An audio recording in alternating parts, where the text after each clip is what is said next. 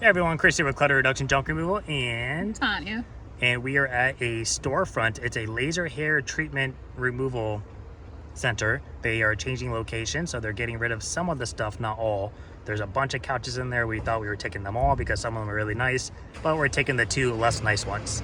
So it's a sofa chair and a couch, and then there's three of the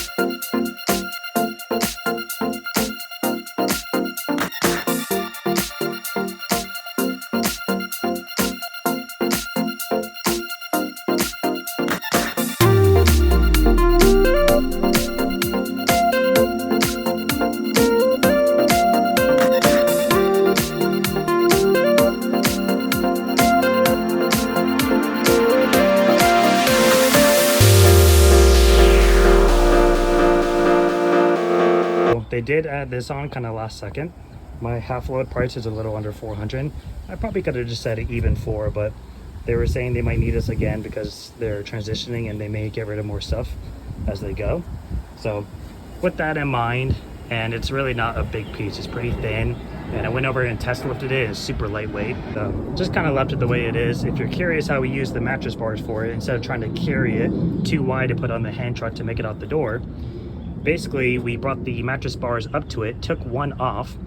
I just lifted the one side onto it, stood it up, and then put the other mattress bar on. Super easy way to move stuff like that.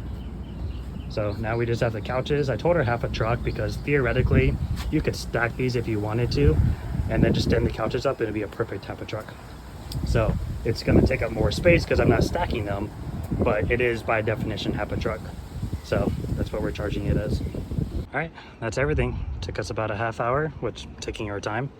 So basically half a load. I would have normally stood this up and stacked that guy up there somewhere. It would have been a perfect half a load, but we're gonna bring this to someone that we think may want it, so try not to get it dirty because it keeps raining off and on. So that is a wrap, and hopefully we hear from them in the future.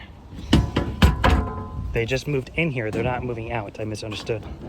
So everything that was already in there I think came either from their storage or from another business, and they're just filtering out what they want to keep. So we're gonna go get rid of all this and then head to our estimate slash potential job later in the day. So that job is complete. It was a half of a truck. We just kind of left it the way it is. We even offered to take the boxes at the end just to clear out some room on their end. We found out that it's a startup. My guess is that they bought it as is from the previous company and they're basically going to run with it because they don't have a business name yet. But it sounds like the woman who paid us has multiple businesses, so I'm sure she'll figure it out. She sounds smart enough. But they may need us in the future because all that stuff, I guess, wasn't theirs before. So they're probably going to keep some of it and get rid of the rest. She said something about getting rid of all the couches. I think they already have couches and they don't match. Not all of them, but like she's going to get rid of a good amount of those. Yeah. So they don't need all of those couches. Yeah. It's like 5 or 6 more in there. Yeah, and there's like 4 chairs, like sofa chairs. There's a ton of machines. There's more machines. There's more machines in there than rooms. Yeah. So those machines aren't cheap though. Yeah. So we'll see what happens. So we may be back here and we'll keep in touch business-wise. We said when they're up and running, we'll share them on all of our social medias. Try to get people locally to go here. Tanya, you got anything to add? What's been going on? What are we focusing on? What's new? Something interesting you found lately? Well, I think we've been pretty consistent at asking for reviews at the end of every job, and it seems to be helping. Now with Google adding, removing, doing whatever they feel like on the reviews. They're back? All of them? Yeah. Okay. I think we've been pushing for not just Google reviews, but like Facebook, Nextdoor, different platforms. So trying to get more presence on different types of social media. That way we extend to different clients and we have more than, you know, the senior folks, the younger folks, all those people in between.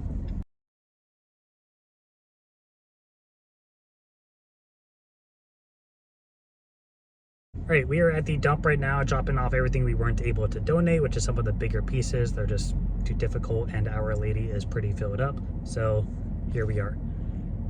That load ended up being half of a truck. We quoted for it. She was a little taken back by the price, but she wasn't the one paying. And the person she spoke to on the phone said, yeah, that's fine. So it all got taken care of. Probably took us about 25, 30 minutes or so. The entertainment center actually ended up being like 5 or 6 pieces. Usually you have the top piece that just pops off, the middle piece, and then the sides are just like one piece each on their own, and they're just connected. This one actually separated, which would be fine if you had to go downstairs and they were super heavy, but the way I look at it is now it's 2 extra trips you have to make, which is kind of a nuisance. So wasn't thrilled about it, but it is what it is. The China hutch, I've made multiple videos about this, that you could do them with somebody or even by yourself if you were in the situation. As long as you have space around you, you can make it work. You just have to watch out for the chandelier, because usually they're right by a chandelier because it sits by a dining room table. But, and I'll throw up a picture of on the screen as I talk about it. You make sure the bottom piece is up against the wall because it's gonna want to push back when you get to the next step. But basically, let's pretend that my back hand over here is the China hutch bottom and this is the top. This is sitting on top of it. What I'm gonna do is basically pull it off the side towards this way and then tilt it down, and make sure you have a pad or something to lay it on, and then you're gonna tilt it down, swing it, and set it on a dolly, take it out the door. If you're upstairs, then you could take it out on a hand truck. You just have to be very careful. I would even ratchet strap it. If you have help, just have somebody else guide it with you or carry it down.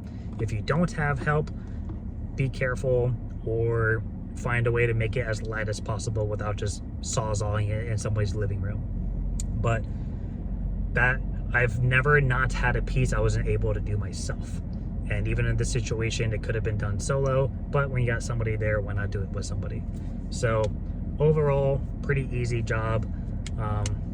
Tomorrow we have a pretty busy day, and then we just booked a clean out that was a referral for Saturday morning, and then we have a storage unit clean out Saturday afternoon. So pretty busy flip of a switcher like all of a sudden for March, but we're not complaining.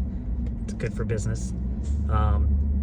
We are also going to be, right now our goal is just to make sure debt is down and get a savings built for the business.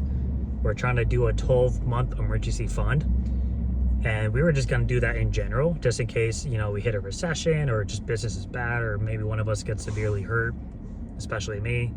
Then we have a fallback for the business if we can't work for months at a time.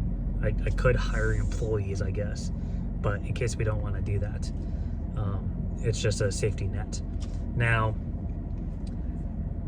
given everything that's currently happening, that might not be too far off. So we're gonna really try to make sure everything is good there. We have our own emergency fund. Tanya and I, she's over here doing social media and answering emails.